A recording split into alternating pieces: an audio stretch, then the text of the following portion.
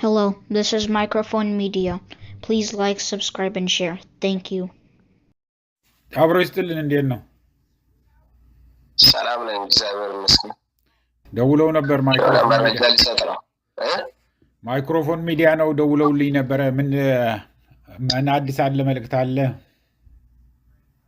አዎ የሆነ መረጃ ነገር ለህዝብ ያው የእናንተ ሚዲያ በደንብ እከታተላለሁ በቀን እሺ ጥሩ ነገር እያስተላለፋችሁ ነው። እሺ ሌላ ደግሞ ለህዝብ ጆሮ የምታደርሱት መረጃዎች አሉ። እሺ ያንን ለእናንተ ላደርስ ብዬ ነው። እንደሚታወቅ ያው በኢትዮጵያ ምድር መንግስት ላይ ቁጭ ብሎ እንደምናገር አይደለም ነገር ሁሉ።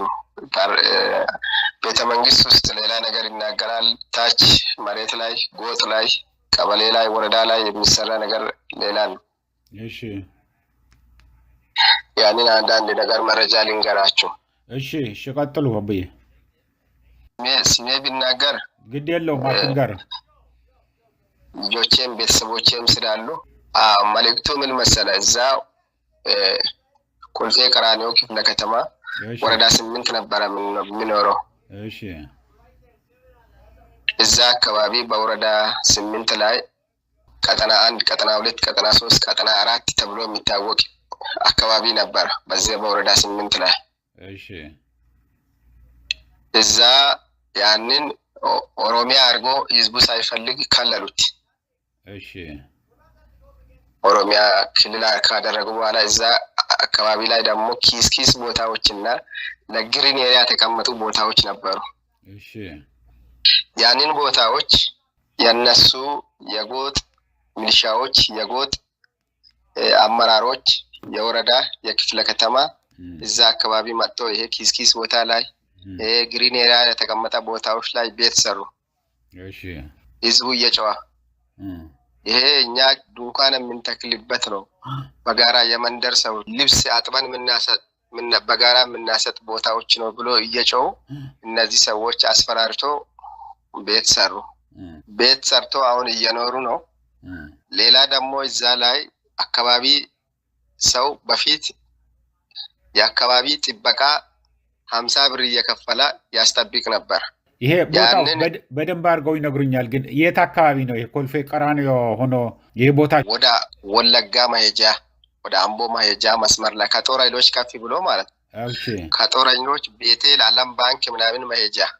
ኦኬ ወደ ታጠቅ ሰፈር ይሄዳል። የድሮ ታጠቅ ወደ ታጠቅ መውጫ ማለት ነው። ከታጠቅ መውጫ ከጦር ኃይሎች ቀጥሎ ያለው ቀበሌ ማለት ነው። ኦኬ ቀጥሎ ያለው ወረዳ 8 ነው የሚባለው። በአሁኑ ወረዳ 8 ነው የሚባለው። ወደ ዓለም ባንክ ወደ ቤቴል ስትሄድ እሺ እንደገና ወደ ላይ ትታጠፋለህ። ወደ አደባባይ ታጥፈ ወደ ቀጥታ አሸዋ ሜዳ አንፎ ሜዳ የሚባል መስመር አለ። እሺ ታጠቅ መንገድ ላይ ማለት ነው። እሺ በደንብ ላጽዳው ብዬ ነው። አዲስ አበባ ክልል ውስጥ እናንተ ስትሰሩበት መጀመሪያ ስትኖሩበት የአዲስ አበባ አካል ነው የነበረው?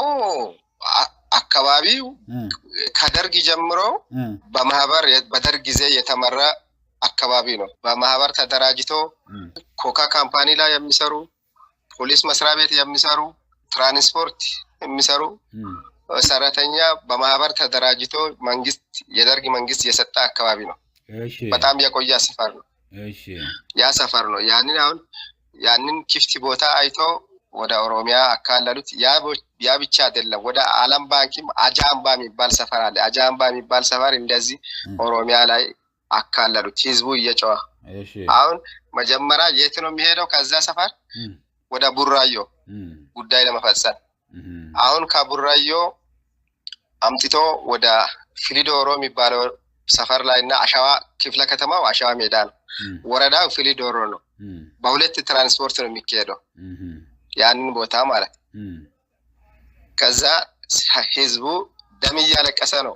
አሁን ትንፊሽ አይሉም እንጂ ሰው ደም በቃ አካባቢ ላይ ያለው ህዝብ መከራ እያየ ነው። መከራ የቁም ስቅል እያየ ነው። ደግሞ በዛ ላይ ለሚሊሻ ልብስ አሰፉ ይባላል። ለሚሊሻ ስልጠና ብር አውጡ ይባላል። ለኦሮሚያ ክልል ተማሪዎች ብር አውጡ ይባላል። በቃ ማይባልበት የግቢ በር ነቅሎ ነው ወደ ጎጥ ጽሕፈት ቤት የሚወስዱት ያልከፈለ ሰው። የሚጠይቁት ነገር ያልከፈለ ሰው በር ነቅሎ ነው ጎጥ ጽሕፈት ቤት ወስዶ የሚያስቀምጡ። ያንን ከነቅጣቱ ነው የሚያስከፍሉ ደግሞ ከነቅጣቱ። ይሄ አሁን እዛ የነበረው ህብረተሰብ መጀመሪያ የነዚህ የለውጥ ነውጥ ከመምጣቱ በፊት የሚበዛው ማህበረሰብ ብሔረሰብ እንደ አዲስ አበባ ነው ወይስ የሚበዛው አንድ አካባቢ የመጣ ነው? ሁሉም የተቀላቀለ ነው። አብዛኛው እዛ ሰፈር አለው። ሌላው ያው ትግሬም አለ፣ ስልጤም አለ፣ ጉራጌም አለ፣ ሀዲያም አለ፣ ወላይታም አለ። ሁሉም የተቀላቀለ ነው። ግን አብዛኛው ግን ስልጤና ጉራጌ በቁጥር ይበዛሉ። ሌላም የተቀላቀለ ህዝብ አለበት ነው። ከዛ አሁን ህዝቡ መከራ እያየ ነው። መከራ አሁን እዛ አካባቢ አንድ ነገር ልንገር። እዛው አንድ አብዲ የሚባል ስልጤ ከሆነ ኦሮሞ ሰውዬ መሬት ይገዛል። መሬት ገዝቶ ለሰውዬ ካርታ ያለበት ነው። ግን በተናጠል ካርታ አልተሰጠም። ቆርጦ ነው የሸጠ። ቆርጦ ከሸጠ በኋላ ያ ፎቅ ለማሰራት ቤዝሜንቱ ምኑ ጨርሶ ለጎጥ ለወረዳ አመራር ለክፍለ ከተማ አመራር 1,200,000 ብር ሰጥቷል። ለግንባታ ፍቃድ ለማግኘት ብቻ 1,200,000 ብር ሰጥቻለሁ አለ። በራሱ አፍ ነው የተናገረ። ከዛ በኋላ ቤዝሜንቱን ካወጣ በኋላ አይ ፎቅ መስራት አትችልም ብሎ ወስቶ አስሮ እንደገና ተቀጥቶ በዛው ለፎቅ ቤዝሜንት ያወጣውን ቤት አሁን ቪላ ቤት ጨርስ እንጂ ፎቅ አትሰራም ምናምን ብሎ ተከለከለ። ተከልክሎ አሁን እሱም ከእስርም ወጥቶ ያንን ብር ሁሉ አውጥቶ ከስሮ ለምንድነው ልማት ስለሰራ ፎቅ እንዳውም ማበረታታት ምክንያት ምን ሰጡት? ምን አውቃለሁ እኔ ሚስጥሩን አላውቅም። ያን ሚስጥሩ ግን አሁን ነው ምክንያት ምን ሰጡት እነሱ? ምክንያት አንድ ካርታ የለም ብሎ ነው። ግን ካርታ ባለመኖሩ ምክንያት እነሱ መጀመሪያ ዲል አድርገዋል። 1,200,000 ብር ተቀብለዋል። እሺ ከሚሊሻ ጀምሮ እስከ ክፍለ ከተማ ያለው አመራር 1,200,000 ብር ከፍዬ ያለው አረ ለዛ ጉዳይ።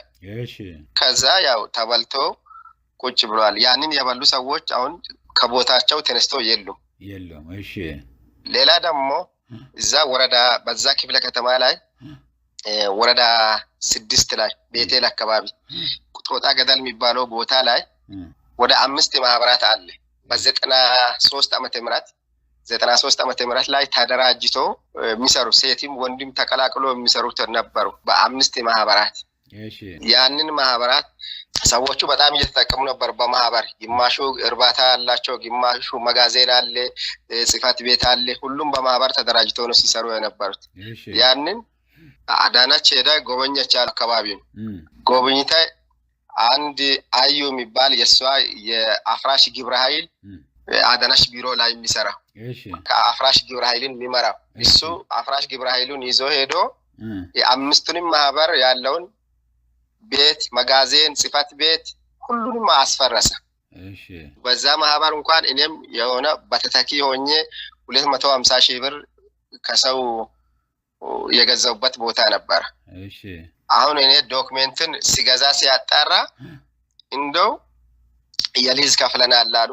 ውሃ አስገብተዋል፣ ማብራት አስገብተዋል። ሁሉ ነገር በየወሩ 5,000 ብር፣ 2,000 ብር፣ 3,000 ብር ከሰሩበት ይካፈላሉ። ለኔም 3-4 ጊዜ ደርሶኛል ያ እንትን አለበት። ከዛ የሊዝ የከፈሉበት አለ፣ ጊዜያዊ ካርታ የተሰጠ አለ፣ ትክክለኛውን ካርታ የተሰጠሙ አሉ። ያንን ሁሉ አፈርሶ ወረሱት። ቦታ ላይ ግን አሁን ትልልቅ ዛፎች አሉ፣ እንሰቶች አሉ። ግን አሁን ያ ሌላ ሰው መጥቶ እኔ ገበሬ ነኝ የገበሬ ልጅ ነኝ ብሎ ቦታ ላይ አርሶ እየተጠቀመ ነው። ኦሮሞ መጥቶ እሺ የአያቴ መሬት ነው ምናምን ብሎ በፊት ግን በህገወጥ አይደለም የተያዘ መንግስት ራሱ ነው በ93 እና በ94 ዓመተ ምህረት እየመራቸው። እሺ ለምን የተመሩ በዛ ለምን ባዶ ቆየ? አርካባ ከንቲባ በነበረ ሰዓት ለምን ባዶ ቆየ? ለምን አልሰራችሁበትም? ይሄ ቦታ ለምን እርሻ ቦታ እስኪሆን ድረስ ለምን ነው የቆየው? ወይስ ግሪን ኤሪያ ተብሎ የተከለለ ነው?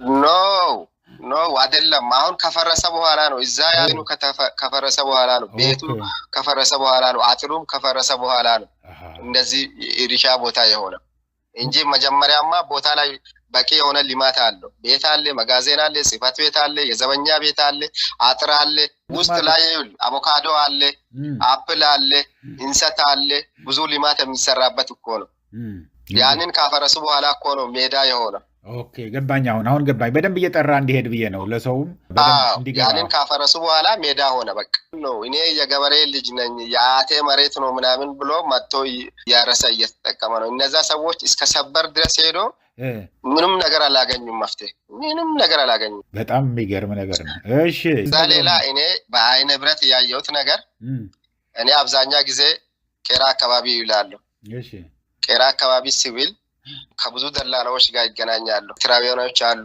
የመቀሌ ሰዎች አሉ የደቡብ ሰዎች አሉ ሲናገሩም ሲሰማ በጣም ይዘገንናል አንዳንዱ የቀበሌ ቤት አለኝ እንዲህ ታማሚ ነኝ የስኳር ህመምተኛ ነኝ ቆርጬ መድኃኒት መገዣ አከራያለሁ ያንን ሰው ገብቶ የጊዜ ሰው ገብቶ መክፈልም እምቢ አለኝ መውጣትም እምቢ አለኝ ያለ ሰዎች ብዙ ሰው ገጥሞኛል ሌላ ደግሞ ኮንዶሚኖ ካርታ ክፍያ ጨርሶ ካርታ በእጁ ይዞ የጊዜ ሰው መጥቶ ገብቶ አልወጣም አልከፍልም ማለኝ ብሎ ተናገራል ሌላም እንዲህ መሬት ገዝቼ በዚህ በኦሮሚያ ሻገር ሲቲ የሚሉ መሬት ገዝቼ እንዲህ ቀምቶ ወሰዱኝ ያለ ብዙ ሰው አጋጥሞኛል ብዙ ሰው አሁን እንደነገርኩ ጎጥ ላይ ወረዳ ላይ በየእንትኑ ላይ ያለው መከራ ቢታይ ለህዝቡ ላይ የደረሰ ነገር ቢታይ በጣም ይገርማል እኔ አሁን ብዙ ጊዜ በተለያዩ ሚዲያዎች ላይ ሲከታተል ስለዛ ስለ ጎጥ ላይ ቀበሌ ላይ ወረዳ ላይ የሚሆን ነገር ማንንም ሰው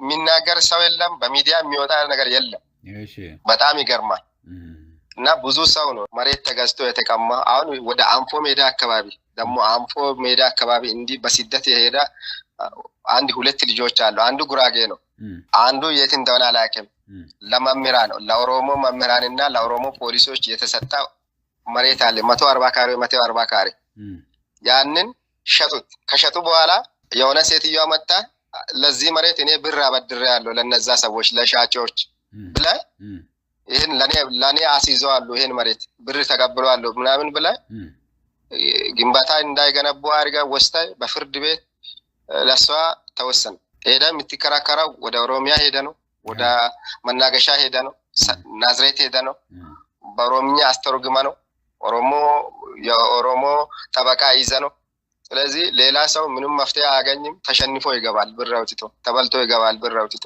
ቦታዎች አሁን እንደነገርኩ ኮልፌ ቀራኒዮ ላይ ያለው ቀጠና 1 ቀጠና 2 ቀጠና 3 ቀጠና 4 ተካይ ሰፈር የሚባል ላይ ያለው አሁን ወደ ኦሮሚያ ተከልሏል ፋይሉም ወደ ኦሮሚያ ሄደዋል እሺ አሁን እዛ ጋር የሆነ ነገር ልትካሰስ ወይም ብትከሰስ የት ነው የምትሄደው ወደ ኦሮሚያ ክልል ነው የምትሄደው ወይ መናገሻ ወይ ናዝሬት እሺ ሄዳ ነው ያም በኦሮምኛ አስተርጉማ ነው ኦሮምኛ ጠበቃ ቀጥራ ነው የምትሄደው እንደዛ ነው የምትሄደው ማንኛውም የሚመጣ ነገር ላይ ጎጥ ላይ በኦሮምኛ ተጽፎ ነው የሚለጠፈው ጎጥ በር ላይ የተፈለገ ነገር በኦሮምኛ አምጥቶ ነው ጽፎ የሚለጥፉ ጎጥ ላይ ልጆቹስ ትምህርት ቤትስ አሁን ትምህርት ቤት በተመለከተ አሁን የኔ ልጆች ወደ ዓለም ባንክ ይማራሉ በጣም ጎበዝ የሰቃይ ልጆች ናቸው እና በፊት ወደ 3 ቁጥር ማዞሪያ አካባቢ ኦሜጋ የሚባል ትምህርት ቤት የግል ትምህርት ቤት ነው የሚማሩ እዛ አቅም አጣን ማስተማር ስላጣን የመንግስት ትምህርት ቤት አስገባን ወደ ዓለም ባንክ አካባቢ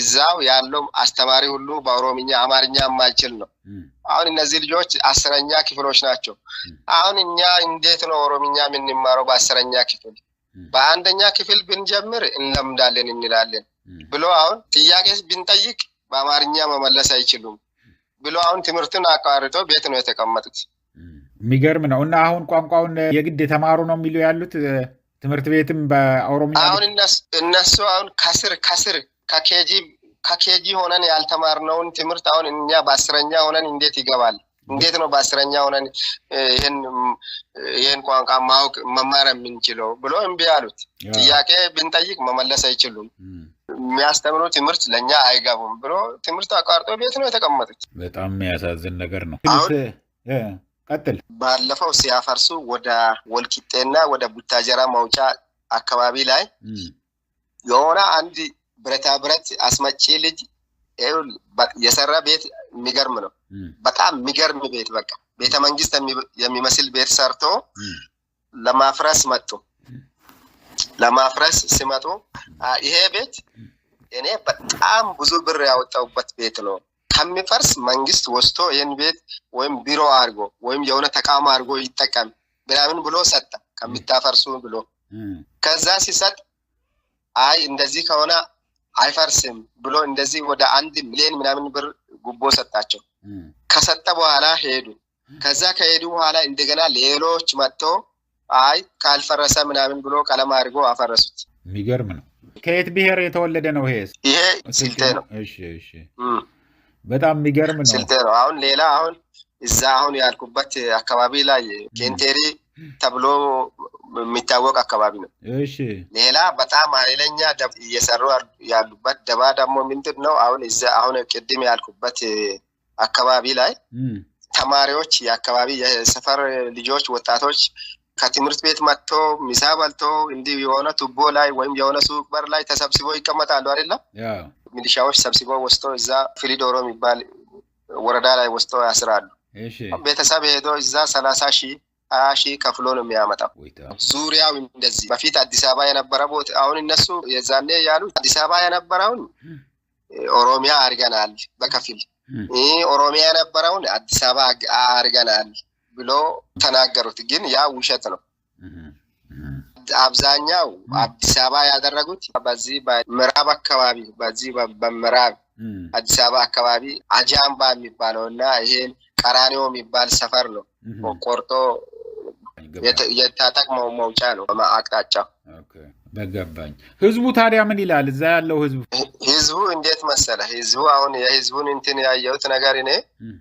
በወቅቱ ላይ አሁን እኔንም ብዙ ጊዜ ለሰላምና ጸጥታ የሰላም ለምን አታገለግልም የብልጽግና አባል ለምን አትሆንም ብሎ ብዙ ጊዜ ጠይቆኛል ስብሰባ በየጊዜው ነው የሚያደርጉት የሆነ እድር ቤት አለ እዛ ቦት ላይ በእድር ቤት በየጊዜው እሑድ ስብሰባ አስጠሩ አይኔ ቸርች ነው የሚገባው አይመቸኝም ሲል በግድ ወይ ወኪል ሚስቴን መላክ ነው ወይ ራሴ መምጣት ነው ምናምን ብሎ አንዳንድ ተጽዕኖ ሊያደርሱ ሲሞክሩ መግባት ጀመርኩ ከዛ አባል ሆን ምናምን ብሎ መዘገቡት ከዛ ሰፈር አሉ አሁን ሌላ አማራዎች አሉ በየጊዜ መሳሪያ አለ ብሎ ይፈተሻሉ ቤታቸው አንዳንድ ጊዜ ወስቶም ያስራሉ 4 ሰዓት አስሮ እንደገና ይፈታ ቤታቸው ተፈትሾ እንደገና ይለቀቃሉ አንድ ቃላት ትንፍሽ አይደለም ትንፍሽ በስልክ ራሱ ሌላ ነገር መናገር አይፈልጉም በጣም የሚገርም ነው ረብሻ ያነሳሉ የሚል ፍርሃት አለ መሰለኝ የሆነ በዓል ነገር የሆነ የህዝብ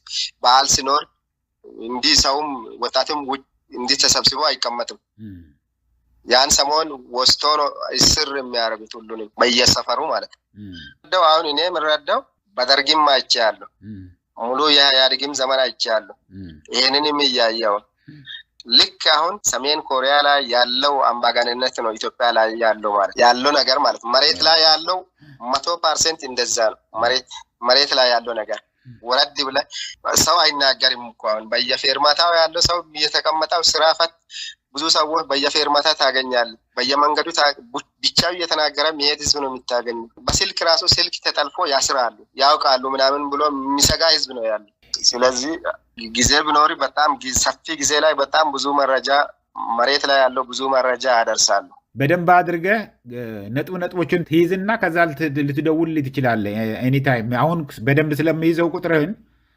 አነሳልሃለሁ ከሌለው ወጥቼ ከነበረም ወዲያው ደውልልሃለሁ ስለዚህ አስቸኳይ ነው ይሄ ወቅታዊ ነው ደባ ለህዝብ ጆሮ ቢታደርስ ጥሩ ነው ምክንያቱም አንዳንድ ጊዜ አንዳንድ ነገር ዶክመንት ሆኖ አንዳንድ ሰው አይምሮ ላይም እኮ ይቀመጣል አንዳንድ ሚዲያ የሚከታተል ሰው ብዙ ነገር በአይምሮም ይይዛል ልክ ነው ኢትዮጵያ ላይ እንዴት እንደሆነ ልንገር ኢትዮጵያ ላይ ሰው እንዲህ በአመጽ ሆ ብሎ መውጣት በጣም የፈራበት ዘመን ምክንያቱም በየጊዜ ሞክሯል አሁን የዛሬ አመት በፊት ሙስሊሞች መስጊድ እየፈረሰ ሲያስቸግር አንዋር መስጊድ ላይ 1-2-3 ጁማ አካባቢ ወጥቶ ነበር ሰልፍ ሲወጡ የሪፐብሊካን ጋርድ በየፎቁ እየተጠበቀ ጭንቅላቱን ወደ 4 ጁማ ነው ምናምን ወጥቶ በየጊዜ ሰው ሞቶ 5 ሰው 4 ሰው እስከ 10 ምናምን ሰው ከሞተ በኋላ ነው እነሱ ራሱ ፈርቶ ያቆሙት ያንን ሰልፍ ስለዚህ ህዝቡ ይሄን ነው የሚፈራው ይሄን ፈርቶ ነው እንጂ ችግሩን ዋጥ አድርጎ የተቀመጠ መንግስት ያስመታል በሪፐብሊካን ጋርድ ያስመታል ምናምን ብሎ ነው ችግሩን ዋጥ አድርጎ የተቀመጠ እንጂ ኢትዮጵያ ህዝብ እኔ እንጃ እንደዚህ ጊዜ ኢትዮጵያ ህዝብ መሮ አያውቅም። ጥቂት የሚከፈል ሰዎች ናቸው በዲያስፖራም የሚናገረው ነገር። አሁን እንትን የማን ነው ታዬ ማን ነው የሚባል ሰውዬ ታውቃለህ? አይኑ ተመቶ ከኢትዮጵያ ሲወጣ ምን አይነት ተቃውሞ እንደሚያደርግ እኔ ሰምቻለሁ በጆሮ። አሁን ደግሞ ምን አይነት መንግስትን እንደሚያሞግስ እኔ አይቼ በጣም ገረመኝ። መንግስት ማንም ይሉት ነው ልጄ ታዬ ማን ነው የሚባል አሜሪካ ሄዶ አንዴ አይኑ ተመቶ እንዲህ በመንግስት ታጣቂዎች አይኔን እንዲህ መተዋል ምናምን ብሎ አብጦ እንዲህ ቀልቶ ወደ አሜሪካን ከሸሸ በኋላ አሁን አሜሪካን ላይ ሆኖ የሆነ ነገር ተከፍሏል መሰለኝ። ለሱ ስለተከፈለ ነው መሰለኝ አሁን መንግስት ኢትዮጵያ ላይ ያለው ከአብይ ሌላ ሰው የለም ብሎ ያሞግሳል። እንደዛ ነው ይከፍላል። አልሰማኝም። ታዬ ማን ነው የሚባለው? ታዬ ማን ነው? መምህር ታዬ ማን ነው የሚባለው? እኔ እንጃለቱ ሊሆን ይችላል፣ ግን ስለሚከፍሏቸው ነው እናቃቸዋለን። እነዚህ የሚከፈሉትን እናቃቸዋለን። አዎ ትክክል። ተባረኩ። በጣም ነው እንደዚህ አሁን ልክ እንደናንተ እንደዚህ አይነት ስልክ ቁጥር አስቀምጦ መረጃ እንደሚሰበስብ እስካሁን ድረስ የለም። እናንተ የመጀመሪያ ሰዎች ናቸው። የመጀመሪያ ሰዎች እናንተ ናቸው። ሰው ሁሉ እንደዛ ብለዋል። ስለዚህ ተባረኩ። ይሄ ቀላል ነገር አይደለም። አሁን በላይ ነፃነት ኖሮ ሰው የሰማው ነገር ያየ ሰው እንዲህ ለእናንተ የሚያደርስ እድል አያገኝም፣ ይፈራል። ምክንያቱም ስልኩ ተጠልፎ በአንዳንድ ነገር ከተደረሰብን እንታሰራለን የሚል ፍርሃት ስላለን እንጂ በአንድ ቀን ራሱ ማስተናገድ አትችሉም። አንድ ሌሊቱን ሙሉ 24 ሰዓት ብትቀመጡ ይህን የኢትዮጵያ ችግር ማስተናገድ አትችሉም። አሁንም እንደዚህ የሆነ እየተበረታታ ብዙዎች እየደወሉ ነው፣ እየላኩልን ነው። ሌላ ደግሞ ሌላ አሁን ያልኩበት ሰፈር ላይ የሆነ ጎጥ ጽሕፈት ቤት አለ፣ ሚሊሻዎች ተሰብስበው የሚቀመጡበት የሆነች ድልድይ ነገር አለች። ያንን ድልድይ ሰው ሲያልፍ ትንሽ ከመሻ ይፈትሽና ስልክ ይቀበላሉ። ስልክ አስከፍቶ ምንድነው ፎሎ የሚታረገው ምናምን ብሎ ያያሉ። ገባ? ሌላ ነገር እንዲህ ይሄ ልክ አሁን እንደናንተ አይነት ሚዲያ ምናምን ወይም ስለ ፋኖ ስለ ሌላ ነገር በስልኩ ላይ ያወረደ ነገር ካገኙ ከነ ስልኩ ነው ወስደው የሚያስሩ። የሚገርም ነው። ብዙዎቹ እንደዛ ብለው ያን ያህል ብዙዎቹ እንደዚህ ብለውኛል። አሁን እንደምትለኝ በተለይ የትግራይ ተወላጆች እና የኤርትራ የአማራ የሆኑት ፎቶግራፍ ካዩ ወይ የሆነ የምትከውን ነገር ካዩ ያስራሉ፣ ያሰቃያሉ። ስለዚህ ሁሉም ነገር ቀይረናል እያሉኝ ነበር እኮ። ይሄን ነገር ሚዲያም የፈለገ ነገር አውቶ የፈለገ ነገር የማት ድልም እኮ የለም እኮ ነው የሚል። እውነት ነው። ከኔ ራሱ ስልክ ተቀብሎ አይቶ ነው ከዚህ በፊት የለቀቁኝ። በቃ በልበርታና ላክልን። እንደዚህ ትኩስ ሲኖር ደውልልን። በኤኒታይም መደወል ትችላለህ። ቮይስ አድርገህ ከላከው ትክክል ነህ። በሱ አይቼ ለተጨማሪውን እደውልልህና በደንብ እንጫወታለን። ሰላም ነው። ተባረክ። እሺ፣ ሰላም ደርሽ። ዝጋት